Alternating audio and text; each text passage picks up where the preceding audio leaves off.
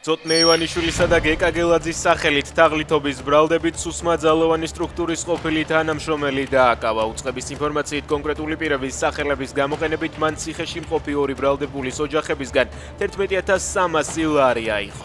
დაკავებული მათ გათავისუფლებასა და შემდეგ საპროცესო შეთანხმებას დაჰპირდა.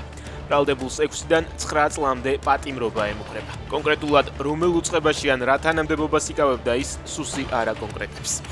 სოციალურ ქსელში წულუკიანზე დაწერილი კომენტარების გამო მოქალაქე 1500 ლარით დააჯარიმეს. აქტივისტი მარიამ სიჭინავა წერს, რომ თემო მალანია უცენზურო კომენტარის დაწერას აღიარებს, არ ნანობს და არც ჯარიმის გადახდას აპირებს.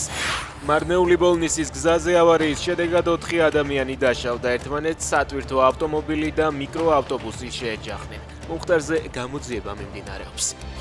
ზელენსკი დიდ ბრიტანეთში ჩავიდა. უკრაინის პრეზიდენტი ახალ პრემიერ-მინისტრს ენდი ბერნემს შეხვდება. ასევე იმ უკრაინელ მეომრებს, რომლებიც ახლა ბრიტანეთში იმყოფებიან და სწავლებაში მონაწილეობენ. მომავალშიც ვიმუშავებთ, რათა კიდევ უფრო განვამტკიცოთ ჩვენი პარტნიორობა და გავაძლიეროთ ჩვენი სახელმწიფოების უსაფრთხოება, წერს ზელენსკი.